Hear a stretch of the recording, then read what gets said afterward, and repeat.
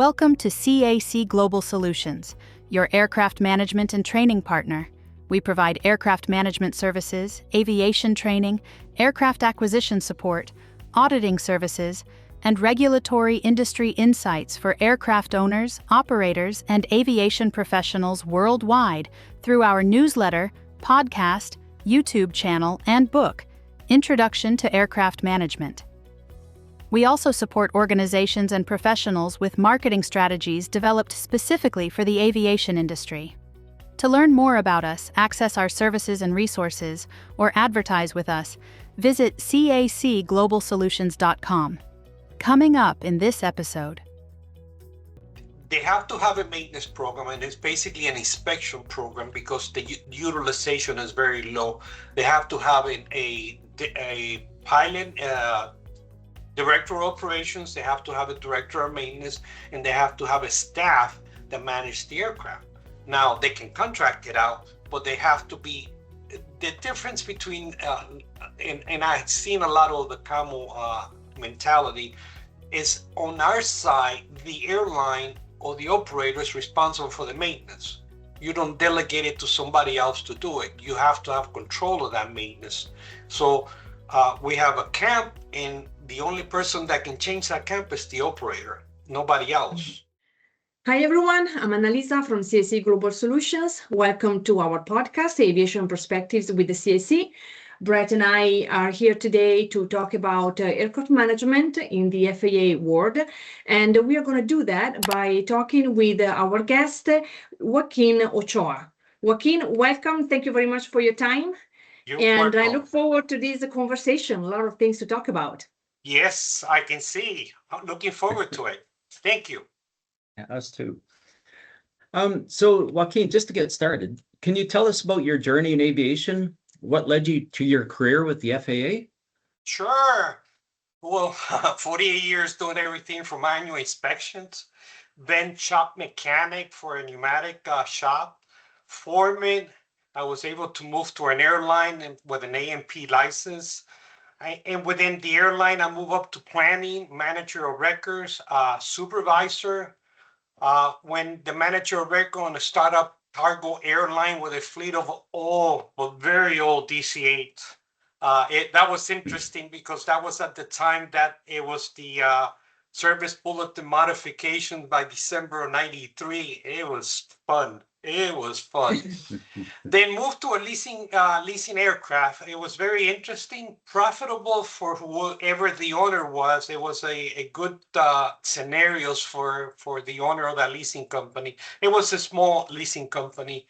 On a trip picking up an airplane for the leasing company in Paraguay, I finally got the call and started in the FAA the next year. So that was back in 1995 when I started in the FAA.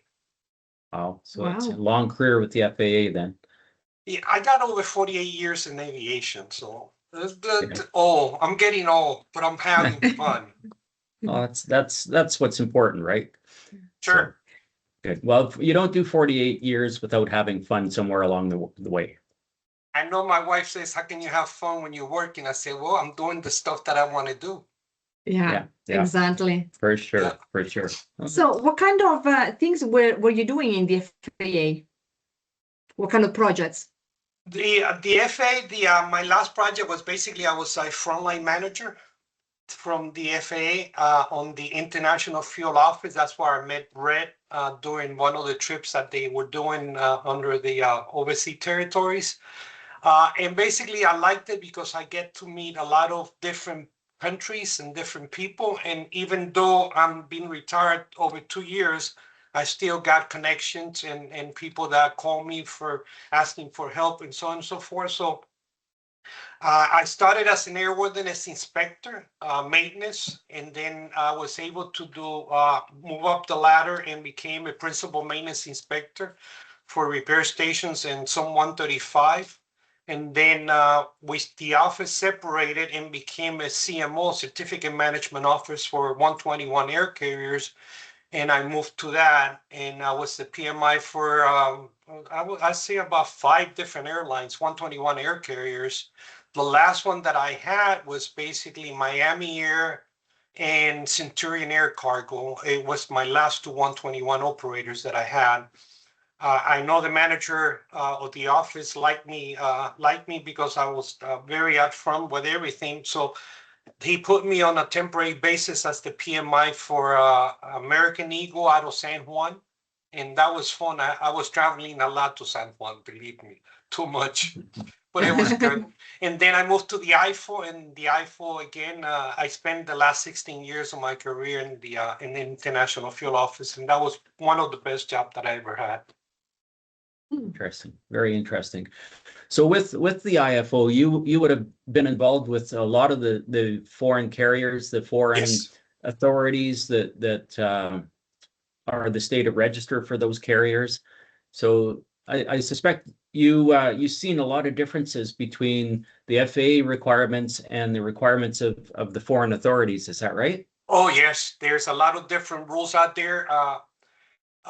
Probably down the road we can talk about the IASA program, but the thing on the foreign air carriers and foreign it's big difference between, let's say, the repair stations on the foreign land. It's basically they have to pay fees for the service that the FAA provides, and they are required to renew their certificate instead of doing surveillance. They have to renew their certificate the max is 2 years, but in cases like South America and Central America, it was a 1 year renewal phase.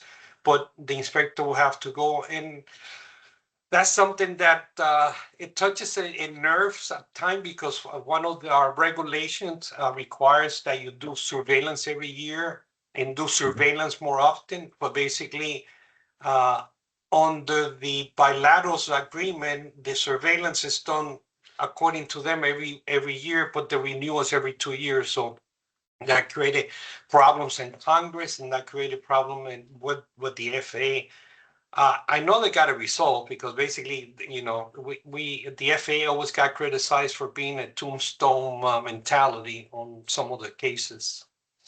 And the 129 operators is basically, we will review the documents to be sure that the state of the operators have control of the Civil Aviation Authority, and they can go ahead and have control of the operators. As long as they were following ICAO standards, they were okay. Right. Okay, interesting. So in order to, we have a lot of viewers from different backgrounds, different states, and they work under different regulations. So what we find with a lot of them is everybody has different regulatory structure, of course, right? So can you just give us a rough rundown of how the structure of the FAA is set up with regards to oversight and the offices that are in place? We have there's too many offices in the FAA to begin with, because not only do we have the flight standards, we got the medical, we got the towers, the traffic control, and all that stuff. I was always under the flight standards branch, and basically under the flight standard branch, we had the general aviation offices. We got which I call FISTO. Back in before the COVID, the FAA, the flight standards director, kind of spread out and divided itself because they had a lot of issues with staffing numbers. So they kind of split it, and they created different. We used to be in regions. We had a region in Atlanta. We had an office region in New York. We had one in LA. We had one in the Central, and so on. But basically, that went away as far as the flight standards side, and it became a group. So on the FISTO will fall under the Office of the General Aviation Safety Assurance. So the group will handle only the repair station side and the GA side and all that stuff. Then they went into the air carrier side, which is basically the Office of Air Carrier Safety Assurance. Now, I don't know if you heard, but we went into a system called Safety Assurance System, which is called SAS. And SAS is basically what controls the work, controls the certification, controls the surveillance, the ad hoc work that the customer will require, or stakeholders in this case. So, and then we have the certification branch, which handle all the certification part, and the regulatory side, which is basically controlled by the lawyers and all that stuff. It is interesting because most of the regulations are basically a group gets together and they call it the ARC, Air Regulation Committee, which will identify the changes in the rule. For example, when they added subpart B on the 129 part, I participated on that ARC back at the 2007, 2008, and that's why we kind of separated the subpart B. It deals with in registry only, as far as the requirements to be sure that the aircraft are meeting all the parts, applicable parts for an in register aircraft, which is basically the part A. It still covers requirements for all the airplanes, but also identifies where you can go ahead and have an in-register aircraft with a maintenance program, an approved maintenance program, and an approved MEL, minimum equipment list. So that's the regulations changes. The CMO only handles the 121 operators and the 125 operators.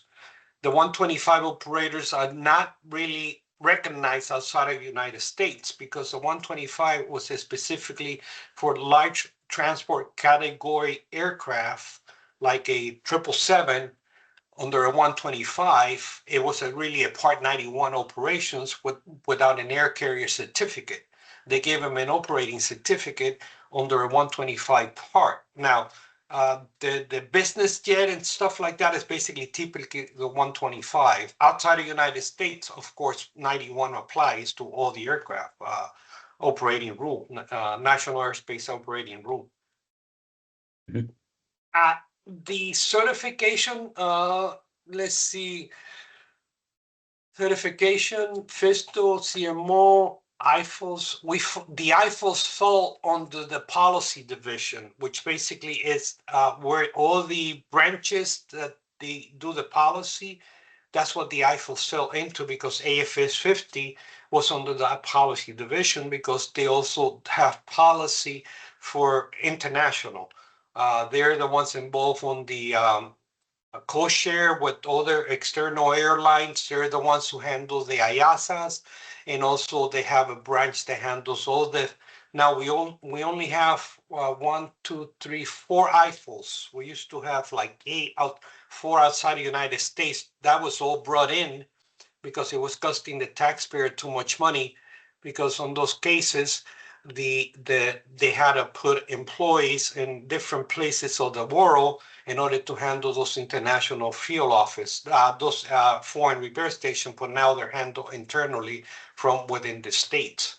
It costs more money to the operator, to the agencies that we charging the fees, but it's cheaper than keeping a staff overseas. You're talking about the cost of living, you're talking about transportation, you're talking about a lot of stuff that the government had to pay for them to stay there and do their surveillance from there. Right, right. And I think that's an important aspect. Like we in our book on Introduction to Aircraft Management, we talk about the different structures of the aviation authorities. And I think that's an important aspect that you touch on, is that what you're talking about prior to bringing all of that back into the United States, to the mainland, any of these foreign offices that were abroad, all of the expense of all of that, having people there, those would be full-time employees, and that would be borne by the American taxpayer, right? Correct. Yeah. Right. So Correct, so because that's all. basically we supposed to charge a fee when we go. It's lodging, air transportation, meals and incidentals, as well as internal transportation. Okay, so you add all that up compared to what they were paying for those people to be there. We couldn't charge them for their stay because they were there. We couldn't charge it for anything now, so they were losing money. Basically, it was a big saving. I was one of the proponents for that. I participated when we brought back Frankfurt. Frankfurt was the last office to be closed International. And when we closed it, we basically spread out the workload. New York ended up with a lot of the European side. We ended up my office, Miami IFO, ended up with Africa and the Middle East, and then Dallas ended up with. It was funny because basically Dallas ended up with the European 145, the BASA agreements, and then New York ended up with all the 129 operators from Europe, which basically was not fair because they were also covering Africa and all that stuff. They were handling all that, and then we ended up with Africa and the Middle East. So down the road, Dallas ended up with the Africa, the continent of Africa, and now it's a little spread out as far as because you want to distribute the workload, and an inspector's an inspector, and that was one of the keys that we did as a group to be sure that all the inspectors were trained and qualified to do all the jobs. Because, for example, we could have told I did assessment on repair stations on behalf of the management AFS 50 in the Asian Pacific for one office to help them out. So Right. it pays off. Oh, But the for sure, saving for is sure. outstanding. For sure. Now, as far as foreign operators and their regulations and stuff like that, it's basically you have to evaluate it. And that's one of the reasons that the IASA, when we talk about IASA, you're going to see the difference. Why is it that we call them a Cat 1 or a Cat 2 country? Right. Yeah, and I'm definitely interested in that. That's something that's kind of bantered around quite a bit. Particularly, I've dealt somewhat with the offshore registers, and the offshore registers, they use that as a selling point that they're Cat 1, right? But I don't know that anybody really knows what that is, but we'll get into it a little later, right? Sure. Okay. So in regard to aircraft managing aircraft and continuing airworthiness, this is something that we talk about a lot, and we feel is quite different than in the IASA world, certainly, but also even different from Transport Canada. And that is in dealing with, for instance, Part 91 aircraft, or Part 125 aircraft, rather. Of course, with the European Union, they have requirements to have a CAMO, Continuing Airworthiness Management Organization, manage the airworthiness of the aircraft. Transport Canada, we have requirements under private operators approvals that the operators must have a section of a maintenance control manual that specifies how they'll manage the airworthiness.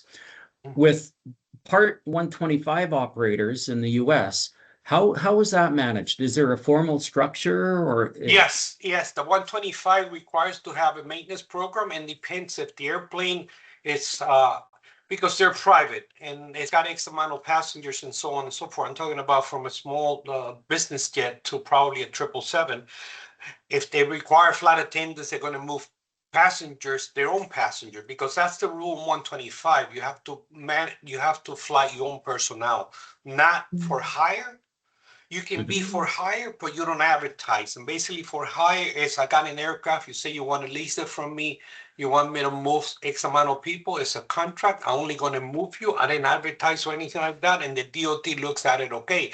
Now, when the DOT has caught a lot of people that went beyond that and created problems for them, and they were fined. The DOT fined them because they didn't have an AOC. They had a operating certificate for 125. Now, they have to have a maintenance program, and it's basically an inspection program because the utilization is very low. They have to have a pilot, director of operations, they have to have a director of maintenance, and they have to have a staff that manage the aircraft. Now, they can contract it out, but they have to be, the difference between, and I've seen a lot of the CAMO mentality, is on our side, the airline or the operator is responsible for the maintenance. You don't delegate it to somebody else to do it. You have to have control of that maintenance.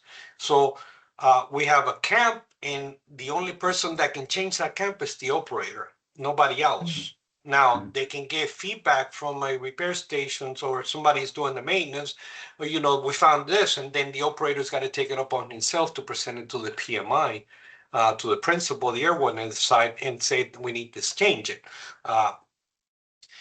As a matter of fact, we have one country that had kind of like an ideal CAMO because they want to follow Europe. And then before I left, they contacted me and says, "What's the difference?" And I gave him like over 150 pages of information as far as why do we dictate for the operator to have control. And we always say the repair station on a 121 is basically a repair station is an extension of the operator, but the operator have to have control. And that's big different.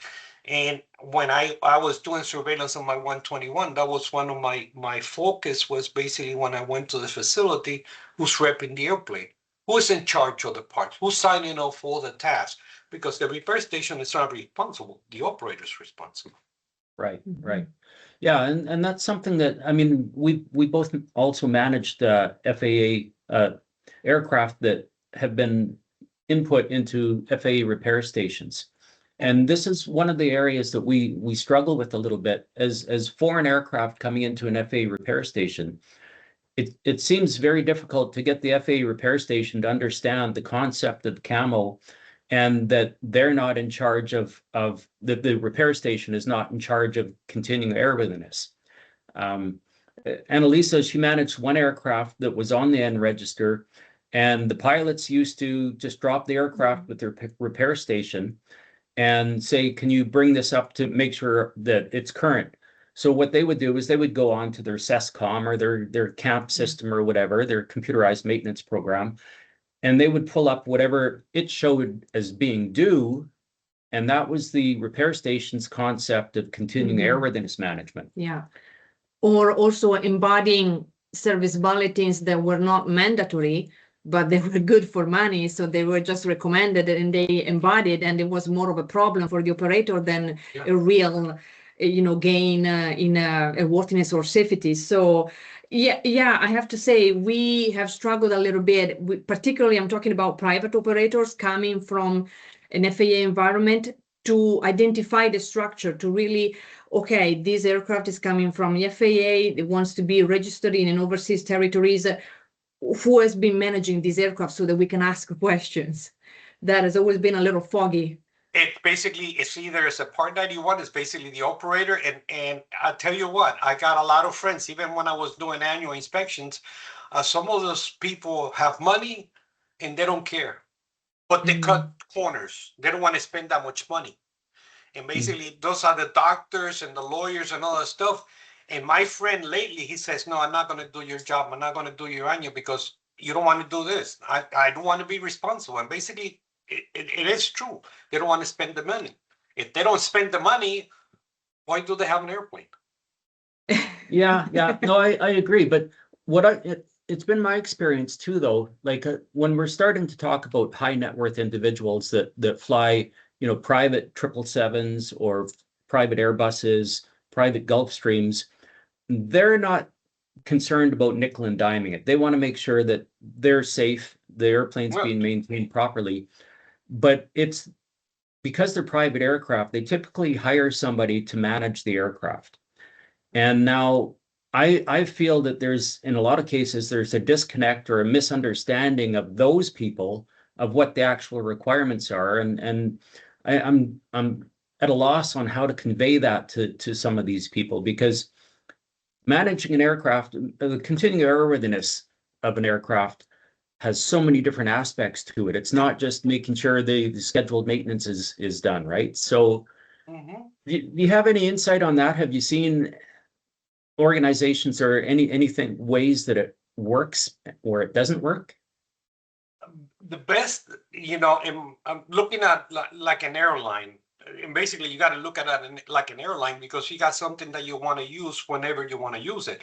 You got to have somebody responsible for that, and you got to appoint somebody, pay him. You're gonna have to pay him good for him to be tracking the aircraft when it goes to maintenance, when they do this, when they do that. Because if you don't have that, I mean, you can generate all the paperwork you want, but if you don't have somebody to follow it up, you're lost. You're lost. Right. And our experience is basically is everybody wants to do the minimum requirements. Mhm. What about your life?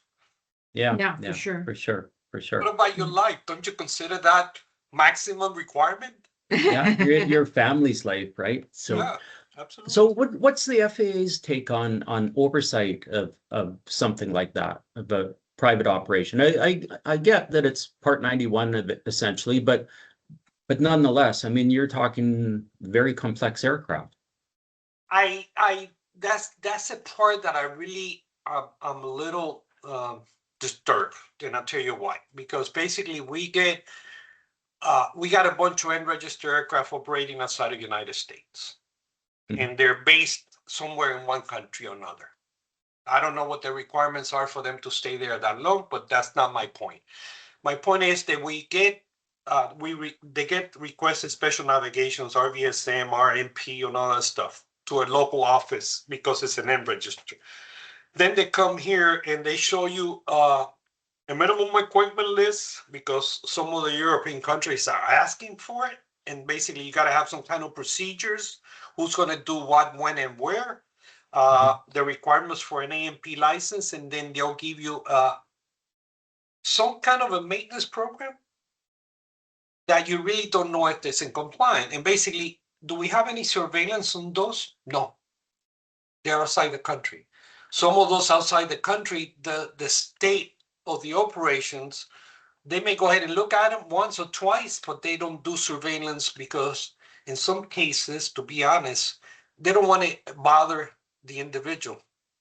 The owner of the whoever is operating the aircraft may be a high class. I've seen presidents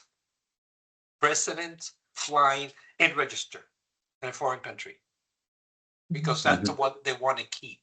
That's what is moving them around. Now, is somebody watching over that? No, because it's not in a maintenance program approved.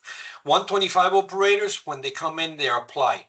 Uh, as far as the transport category aircraft. Now, on the Part 91, the FAA is so overworked that I don't think they're gonna hit all the 91s. They Yeah. may hit one or two. They may have one that it has the RVSM out of here, one office. They may look at it once in a while. They may ramp it whenever they're on the ramp. But as far as full surveillance, I think sometimes you get better surveillance outside from other countries that are really dedicated to be sure that the aircraft are safe into their country, that we get more reports out of those. But as far as that, no, we need more staffing. Yeah, Yeah. yeah. There's a couple things I'd like to comment on with regards to that. So, working for a foreign authority, when I see an unregistered aircraft on the ramp, I take for granted that the oversight is being conducted by the state authority of registration. But another aspect is working with Transport Canada was very much the same thing. You have limited resources and you have to look at where to allocate them for the biggest bang for your buck, right? And there's Mhm. always the duty of care to the general public as opposed Mhm. to a private individual. Correct. And so those things all have to be taken into account. And I think a lot of people don't understand that either, right? I mean, No, they expect that an inspector should be out there looking at every aircraft, but that's not the best use of resources no. necessarily. And the other part is basically some of the pilots, when they land into a territory, they think that they're forbidden for people to come and look at the airplane. And Right. they get nasty and they get obnoxious at time. And all I can tell back in the days, because I did before I retired, we did a illegal charter operation, which was a presentation done by the group that you met, C.A.C. Mhm. And that was interesting because some of them said, I say, they're flying into your country. That's your territory. And if Yeah. they don't like it, you can kick them out and don't let them fly back in. I mean, what else can you do? They don't want you to ramp their aircraft and get them out of the country. Yeah. Yeah. Yeah, I don't really know what the solution is because I know the ICAO annexes require the state of register to perform oversight and to monitor the status of the aircraft and the operators. But again, it's a matter of resources, right? So Matter of resources and how many in registers we have. yeah, yeah, exactly. It's probably the largest register in the world, right? And probably, and basically, so if you look at one single airplane, you probably need $100,000 for each inspector. Mhm. Yeah, okay. Mhm. Well, this is maybe where the part NCC in the EASA world comes in. We have heard from different people, different colleagues and clients that with aircraft registered, for example, in an overseas territories, but the base is maybe in Europe, somewhere in Europe, the authority of that state perform oversight. So they want to see, MEL, so they want to see a number of different things, even though. When most of the ones that I know in correct me if I'm wrong, but most of the ones that I seen from the overseas territories were basically for airlines to operate. Now, as a principal of an airline, because I had foreign register on one of my two operators from Ireland, and basically the transfer all the it's a transfer. It's kind of like a BIS 83 transfer that they transfer the authority to the country to do the surveillance and so on and so forth. And you add it to the abstracts and all that stuff. But basically, if it's not an 83 BIS, nobody's going to pay attention because basically the Civil Aviation Authority will have the register numbers that they're supposed to surveil, and they can go ahead and because they fall on the companies. As far as the Part 91, I had in my lifetime, I had on the IFO, I had a lot of complaints about how many unregistered were in the country, and I said, what are you doing about it? They said, well, they're not supposed to be here. I say, I can't kick him out. It's your territory. So Yeah. you got to take action. And basically, in some countries they did, in some countries, I know Brazil is one of the toughest that I work with, because if the airplane is more than so long in the country, they give them a notification. They got so many days to leave, and some of them will confiscate it. They confiscated some in register that were there for too long, and they didn't do anything because they were dodging the taxes and the dodging this and the dodging that. So it's the country have to take action. I've done a lot of presentations throughout my career. Basically, one of the biggest complaints is this ain't registered in my country. I say, so what are you doing about it? Yeah. Well, I guess that's exactly it. I mean, just because it has an N register on it doesn't mean that it's not their responsibility. It's in their airspace, so they're responsible. Absolutely. Yeah, for sure. Well, no, the presentations we did, and probably I can give you names to coordinate it. The illegal charter operation, we did it to all the countries in South America, Central America.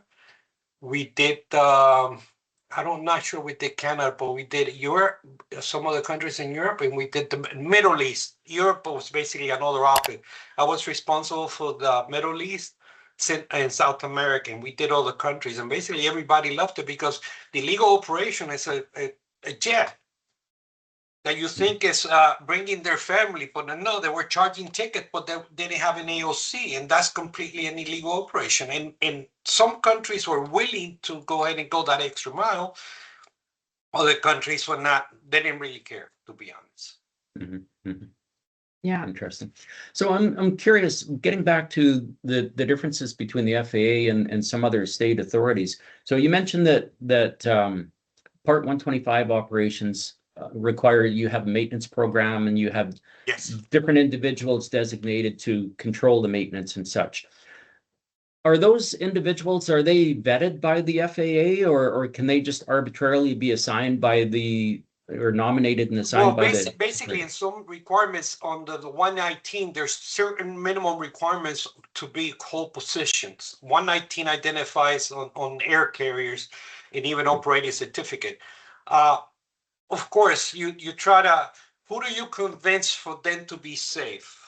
whoever's going to be sitting on the passenger seat as the executive that's going to move people around or so on and so forth. So you need to go ahead and explain the requirements, and you look at the requirements. But as far as said, I haven't gone into the 125 that long. I know the 119, it identifies all the key personnel that is required for the FAA to hold positions on those airlines, and even on the 135 identifies this. Right. Okay, so potentially, so long as the principal of the private organization is happy with whoever is saying that they can manage the aircraft, then they can manage the aircraft. Is that right? Yeah. Yeah. And they manage the aircraft, and they generate a work program for the inspectors where they have to do surveillance, and they have to do trip check envelopes, and they have to do the maintenance, go and look at the maintenance, so on and so forth. And basically, like I said before, on those type of airplanes, it's not a camp, it's an inspection program, because it's not a scheduled carrier. So you may have items, the airplane may fly 3 days a year. They have to do a check, a C check every 18 months. And some of the stuff that, so the owner may want to go ahead and take advantage of the aircraft and do something else. And that's when they get in trouble, because they're flying the airplane without an authority, an AOC. They're flying with the operator certificate only. Right. Okay. I'm curious about that. You talk about maintenance programs for these aircraft, or maintenance schedules. Are these schedules approved by the FAA, or Yes. or they are? Okay. The 125, yes. Okay, so I'm curious. I have an example. I know of a Boeing 777 that was a private aircraft, and the operator came and wanted the maintenance program approved, and he was using the MPD. OEM's recommendations, the MPD. But when you look at some tasks and they're due at 70,000 cycles, I mean, in a private operation, that aircraft's never ever going to make 70,000 cycles. But nonetheless, it could be subject to corrosion or whatever, depending on what the circumstances that it's operated and stored in. So how does the FAA look at things like that? Yes, and basically that's the reason that you use Boeing and you apply a low utilization maintenance inspection program to be sure that you address those areas at the right interval. 70,000 cycles may be too far, but they may have an inspection before that or in between that. It is pretty clear when you tell the manufacturer that this is what you're looking for, what the operation type is, that will generate a maintenance program for it. Right. And the difference between an inspection program and a camp, the inspection program, every single page of the inspection program gets approved stamp. Okay. A camp, the list of affected pages is the only one that gets approved. So a 125 may take a long time to get it approved, because the inspector's got to review to be sure that it meets the minimum requirement. Wow. Yeah. Okay. Yeah, you have to wonder about the allocation of resources on something like that too, then, because I know. Basically, what they did when they did the separation and the split and all that stuff, it's they assigned the 125 operators to a CMO, Certificate Management Office, which managed the airline. So you have experience as far as the type of aircraft. You don't have a GA individual that is going to go ahead and manage a 777, for example, maintenance program. Right. You got people that are experienced on heavy metal. Right. Okay. So Yeah, so I have kind of a comment or slash a question. In private operations, we saw many times the owner hire the pilot to fly the machine, and they kind of take for granted that they are going to take care of all the rest, like the maintenance program or something like that. The problem is that a lot of pilots, they know how to fly, but they may not have been exposed to all this documentation and things that needs to be in place to manage their worthiness. And it's really so not only you find non-compliances, but it's also kind of tough to explain to them what needs to be done and why. And very often they are in the middle between you and the owner. And if you have the chance to have a conversation with the owner may understand that, oh, gee, this is Yeah, important absolutely. stuff. I have to be aware of it. But it's always kind of the middleman, and that is always a little bit of the problem. That's why on the 125 you have to have the structure in order for it, and even the pilots, they have to have a training program. So no matter what you can come with experience, they have to have their own training program for the pilots, and if they have flight attendants as well, and they're going to have to do a mini ditch, a mini evac, and all that stuff, because basically it's like an airline. The only thing is flying personnel, their own staff and stuff like that. Even the owner of Carnival Airlines owns a 737-700 with a long range, and he had to go through all that, and he had a group of people managing that. That we had a director of maintenance, we have a director of ops, we had a chief pilot, and we have safety officer in the company, even though it may not be required, but they want to be in compliance. So you got people that want to be in compliance, you got other people that they want to cut corners, and those are the ones that I worry about. Yeah. Yeah. Another thing that we noticed is that a lot of these aircraft have their maintenance program managed by softwares like CAMP or AMOS, whatever the case might be, and some people think that the analysts from these software providers are the ones that are going to manage your maintenance program, but they're not. It's not their responsibility. No, that's the data. You gotta work with the data.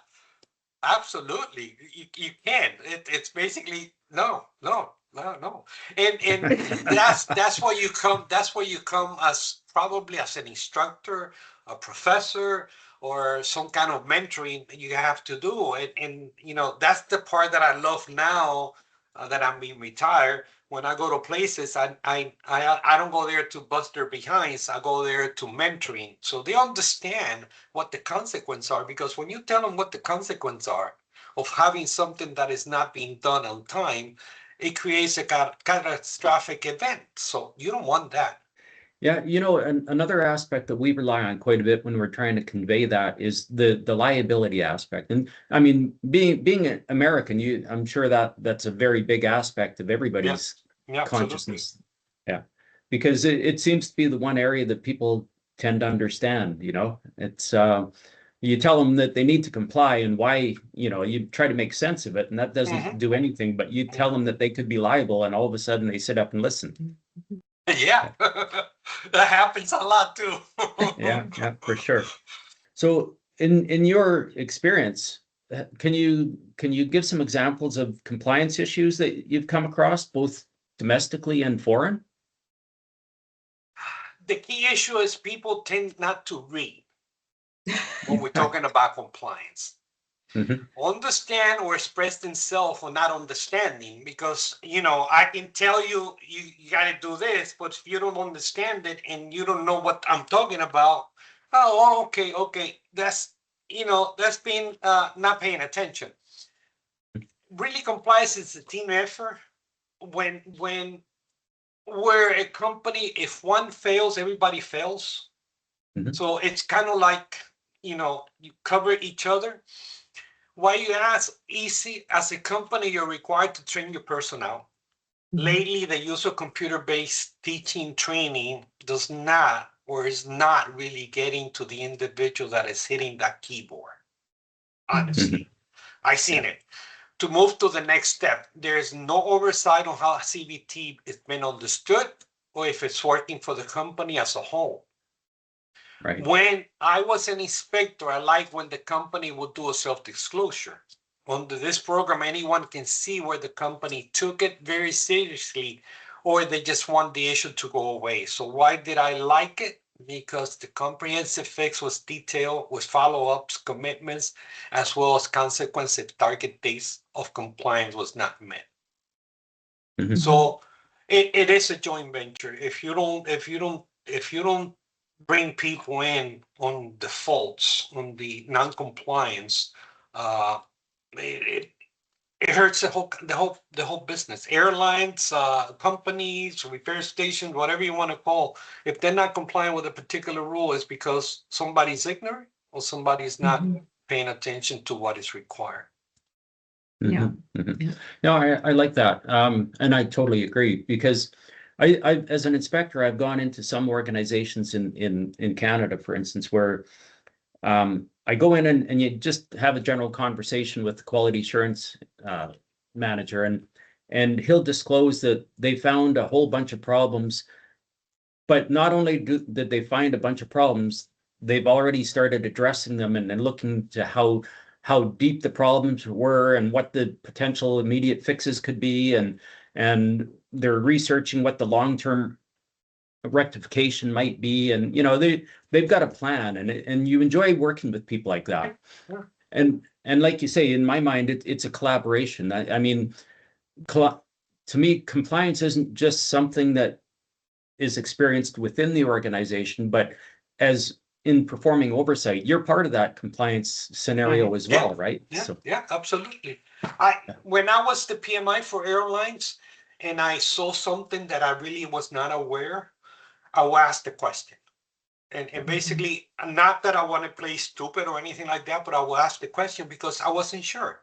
So show me how this works in order for me to understand it. And then after that, I will let them speak. And then I will go back and look at the manual and see what he was telling me was correct or not. And sometimes I will catch people shooting from the hip because they were not aware. Right, for sure. Remember what I said, they don't read. If they don't read, they don't understand. And in other parts, the other part that I like about was like a self-disclosure. I would bring it up to management and say, I am not sure about this. Can you tell me? And then they will come back and say, well, here's what happened. No, they were not in compliance. Here's how we fixed it and all that stuff. And then it went okay. I'm a firm believer that you get more with honey than with sour grape. And basically that's the way you work. You work with them in order to be in compliance. And I love that part because, when they see you, they smile. When I was an inspector, when they see me, they smile because they knew that I would work with them to get the resolution to that. And yes, we did a lot of root cause analysis. We got to the bottom of it, and then we fixed it. I participated, and I don't know if you're aware of it. There's a ASA program, Aviation Safety Assessment Program. It's for pilots where they can go ahead and self-disclose themselves. And then, of course, it goes to a meeting, to a group, and the group will review it and see what's wrong. And on this ASA program, the good thing about that is the resolution is a permanent fix. But in order for that permanent fix, you review all the documents available, and then you can find a hole in one of the documents, a step missing or something. Even manufacturers, we found the defects on the manufacturer documents were provided a wrong step on a certain item. So it is good. I like the compliance philosophy that the FAA instituted a few years ago, where you can self-disclose, you can bring a comprehensive fix, and then you make commitments. And the part that I like is the commitment part, that you say you're going to do this and this date and this date, and you follow it up. Yeah. No, I agree. It used to be my practice to, if I was in doing an audit, like maybe not a formalized oversight activity, but if I was on site and I happen to see a non-compliance of some sort, my favorite is to have them enter it into their own QA system. Because for me, that does a couple of things. I can come back 6 months, a year down the road, and I can see if their QA system's actually working or not. Absolutely. Yeah. So it's, and I enjoyed working with different companies in trying to find solutions. I mean, you can never be complicit in what the fix is, but you can offer options, right? So absolutely, because you're looking at it from the outside in. These people are looking inside completely, and then they can't go ahead and imagine that this can be fixed. And sometimes they will tell you, I have no idea how to fix this. Yeah. Yeah, for sure. And also there's that expertise that comes with being an aviation inspector as well. I mean, you've probably seen 1,000 different ways of doing something, whereas they're in an isolated scenario where their background, maybe they worked at 4 or 5 or even a dozen places their career. They haven't seen what you've seen, I'll guarantee. Oh no, I know. And the mentality in some cases is my 8-hour job. That's all I do, and they Yeah. don't think outside of that. Well, that's another aspect that we try to touch on is, that aviation is our lives, and we need to treat it with respect. And if there's anything else that's important in your life, you treat it with more respect than that, right? Absolutely, absolutely. Yeah, for sure. So I have a question. So I'm originally from Italy, so I worked a lot in worthiness management. So for me, the concept of a CAMO is a normal structure that exists. So I know you've been exposed to it. So I imagine you understand the CAMO concept. So do you see this CAMO concept being applied inside the FAA? The CAMO would never be adopted because then you got to change 99% of the rules as far as air carriers and all that stuff, because it is directed to the operator. For example, a lease agreement.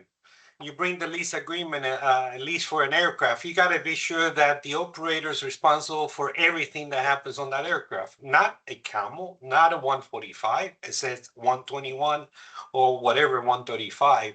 And the CAMO is not going to work because the FAA mentality has always been having control of the maintenance program. The CAMO's outside of that. The maintenance program is somebody else is managing that. I did a country, and I asked on a country where the engineer was the one approving the maintenance program, and the principal inspector of the airline was not involved in any of the maintenance program. He was not involved. An engineer never touched an aircraft, was just, in charge of doing the maintenance program for an airline. Where's the connection? How does he know where the tail end of the airplane is, and so on and so forth? So it was basically, in that country, became a Cat 2 after that, because basically the principals assigned did not have control of the maintenance program whatsoever. They would dare to just look at the airplane. Right. So now you're talking, well, this actually takes us right into the next topic that we want to touch on, that's the IASA. So with that, you're talking about competencies, which is part of the ICAO requirements for state safety programs, right? So can you just explain to us a little bit about the IASA and what exactly that is? Because this category 1, category 2, again, it's bantered around quite readily, but I don't know that anybody actually really understands what's entailed in it.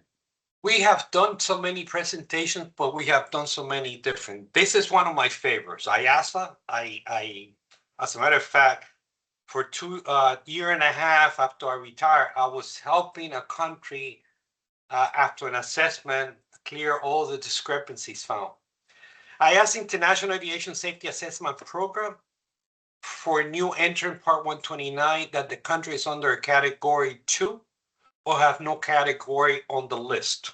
So what the FAA did back in the Avianca 707 in New York was the one who started all this, because there was no surveillance on the 129 operators.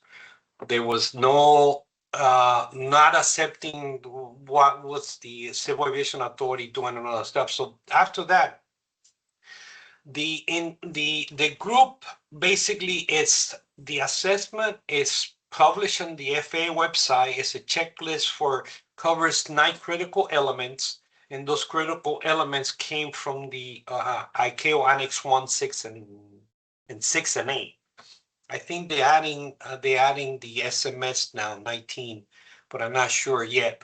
But based on licensing, certification, and maintenance. And basically, why those 3 in particular? Because basically that's the airline itself. The licensee is critical. When we did the countries, we had an expertise that can go and verify the certification basis of all the certificates, the license, the medicals, and all that stuff. Then we have an airworthiness representative that will look into the maintenance side of it. And we had an operations inspector. All these were inspectors. I was in the cadre of inspectors that in the airworthiness side, we will review. First, they will fill out the checklist. The checklist is filled out by the country where they identify where all those items required to do the verification are located. So when we went there, we were only there for 5 days and do all the country. And basically, sometimes we will even do a let's call it a regional office from the main base. The IASA program just is nothing FAA, nothing relating to the FAA. So ICAO annexes, compliance with the ICAO, and it basically is the critical elements. And let me see if I can, okay. It covers the primary aviation legislation, may have it, but not complying with it, the specific operating regulations, operator's responsibility, but not proper oversight by the authority. The state civil aviation system and safety oversight functions, CAA infrastructure, may not have the required personnel. The state civil aviation system and safety oversight, no, that's a lot, okay. Technical personnel qualifications and training, not even 50% in compliance. Courses are expensive for some countries. They train the trainer, but when he or she comes back, they offer a better paying job. Some cases, money is not there, so they cannot maintain good cadre of inspectors. Technical guidance, tools in the provisions of safety critical information. It may be there, but not updated to latest changes to annexes. Some cases they copy from other states, but not update to current standards.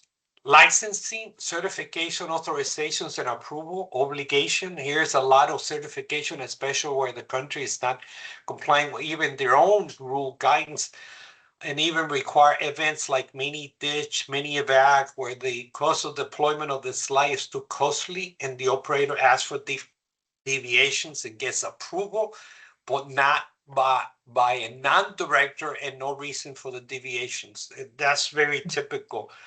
Flying hours, the approving flights are 100 hours in their manuals. We go there and verify they only flew 25. Okay, 25.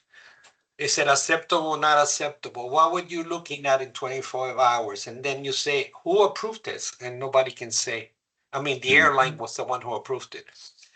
Surveillance obligations may be there, but not follow up to the findings, and resolution of safety concerns by not doing a follow-up or asking prior to the party. There are many entries that have no resolutions, and that's very typical, where they do a bunch of ramp inspections. They got copies of the log pages, but they never got follow it up to be sure that they were corrected.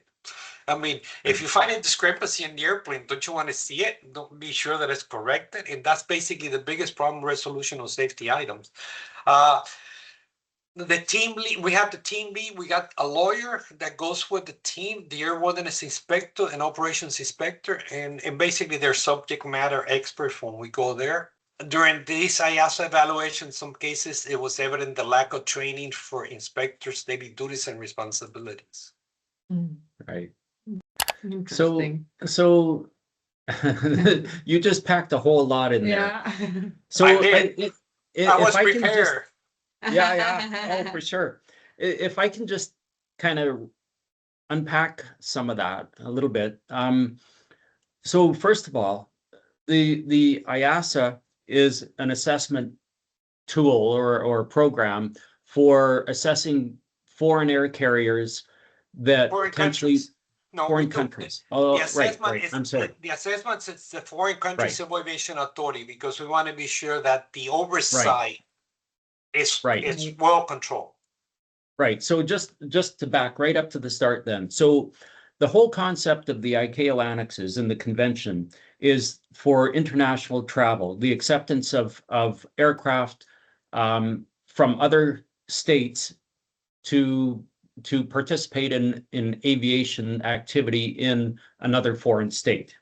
The equivalency of all of the standards. That's basically where the standards and recommended practices come into play, right?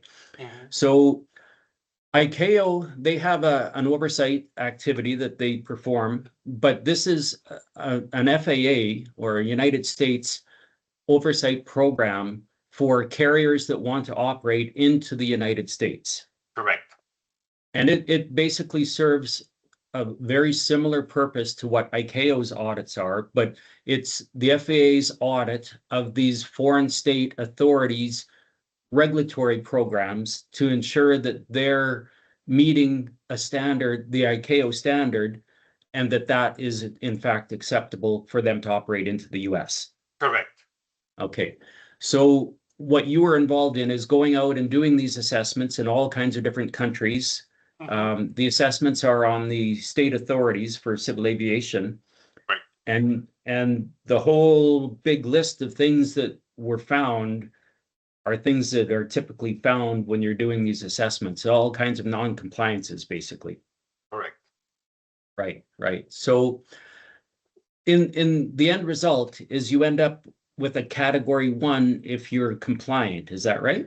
Correct. And basically, they'll give you time to correct the discrepancies because some can be fixed.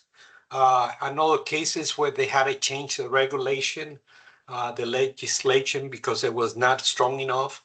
For example, one of the issues is the penalties for violations.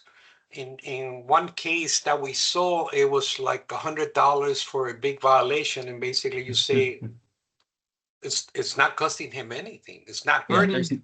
There's no deterrent the there. individual. Now, as far as any country in the world can fly into the United States, the only ones that are restricted are the air carriers, which they have to apply for a 129 operation. For example, let's say Paraguay, which is basically not categorized in the list. They want to start flying to Miami from Paraguay, an airline from Paraguay. Then they will contact the DOT, Department of Transportation, the fitness, International Fitness Review. They will apply, and then the DOT will kind of validate that they can fit, and then they turn it over to the FAA. Then the FAA, we already knew that the DOT was doing this process. So basically, we get a team together and say, okay, we need to do an assessment on the country to be sure they're in compliance. Right. Why are we doing that? Because we trust and verify. Fair enough. I mean, so my next question is, so if you're not category 1, if you're not deemed to be in compliance, what are the other categories? That's it, 1 and 2. 1 and 2. Okay. 1 and 2. We used to have back in the 90s, early 90s, 1, 2, and 3, but it's either 1 or 2 and 3. And the difference, let's say the operators, countries coming into the United States, they do an assessment and they lose the category 1. Do they lose flight requirements? No. The only thing is limited to how many airplanes they have, and no changes in route. They lose if they had a co-share with an airline, they lose the co-share. So they can't co-share with an airline from the United States. They can still fly.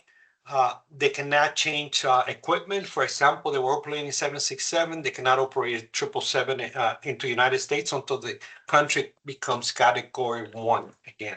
Otherwise, it's frozen. Basically, FAA freezes the operation specifications that they cannot increase anymore, and they issue a special specs to the operator for them to understand that they're restricted. They can't do anything. Now, I've seen cases where they were able to swap an aircraft, same type aircraft, because they have problems with one and they didn't want to stop flying. So they swap an aircraft, and that was acceptable. And it goes all the way up to headquarters for approval.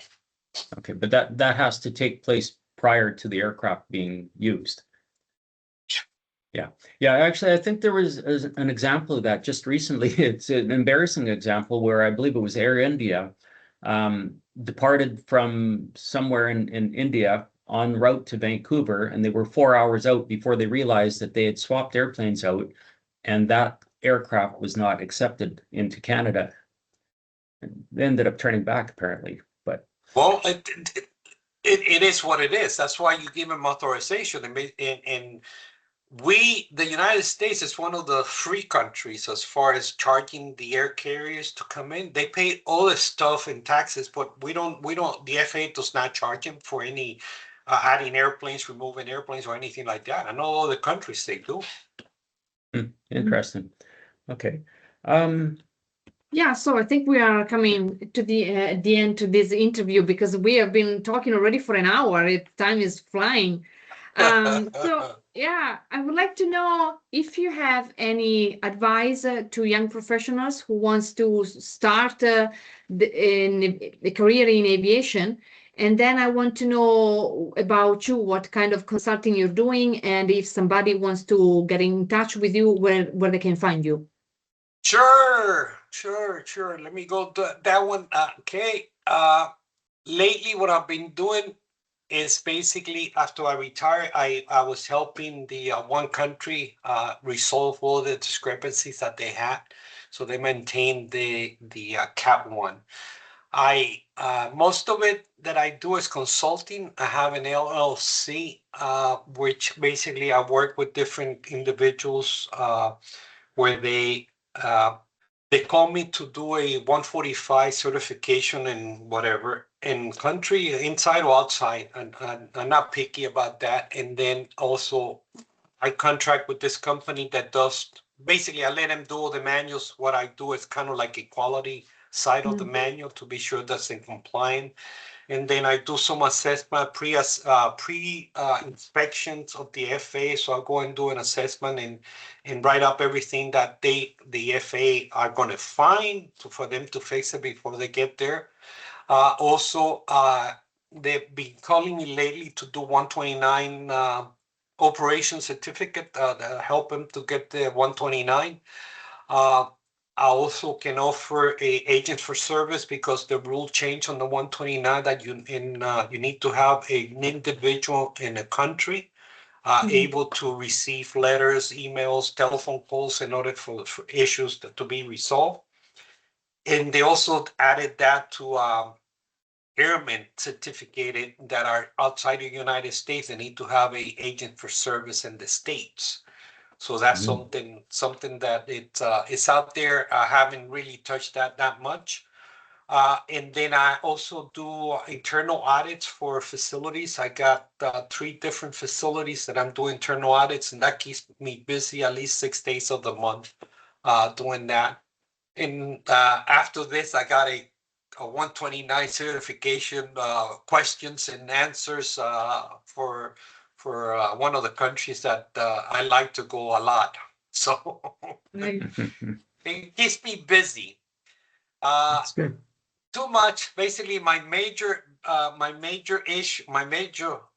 duty is my granddaughter. It's basically in high school, so I got to go pick her up in the afternoon. That's why I got to schedule everything after 5:30, after 3:30. As far as advice, the advice is more having the mentality to grab and understand. I have no complaints of what I've done and what I'm doing. Aviation has been very good to me. For the young generation, some high schools have aviation programs for mechanics. I also know that some college have programs for pilots. Uh, it basically, I think you have to have it in your blood whether you like aviation or not. The bottom line, you have to like to fly, get your hand dirty, it smell like diesel or Skydro. Now, advice for all, if you like it, start doing it. Don't wait a day more. Now, Nice. just one comment for future FAA inspectors, operations mechanic, avionics, cabin, and now they even have dispatchers. Experiences is needed. Mechanics, avionics will say a good year, have to have a good many years of experience as far as supervision, because that's what they look. They look for people that can supervise. You're really not supervising anybody. You're just overseeing an operator, an agency, and you got to have some management skills so you can know how to manage. I know the FAA has accepted some inspectors authorization, which is we call them IA. They can do annual inspections and sign it off on behalf of the FAA. Of course, you got the DARs and the DERs that an engineer, and then on the DAR side, you have manufacturing DAR, which is basically engineers on that part. And then you got the airworthiness designees that can do ferry permits, they can do many different things that they can do under a DAR. Make good money, but basically the bottom line is supervision, some kind of supervision on your background if you want to get into the FAA. And remember, they got operations, mechanics, dispatchers, cabin safety. All righty. Interesting. Then. Yeah. Okay. Can we share your LinkedIn profile or your email so that if somebody wants to get in touch? Yeah, I'm in LinkedIn. My website is not working. I got to go back and check. But my website is basically just in order to hold it the AFCOSU.net, which is basically aviation consulting and support my LLC. So just one last question. I'm curious because you have been in aviation for so long. What do you think about this goal of zero accident incident? Do you think it's reachable? It can be, but basically it's like any other thing. Who are your stakeholders that are paying attention? When you go to an accident investigation and you start looking to the root cause of the accident, you see a lot of human factor, and basically, not to call it a stupidity. I didn't get enough fuel because I was in a hurry. I can make it on that weather going around. And then on the air carrier side, I think we have done a good job on the air carrier side. Why? Because basically there haven't been any major accident.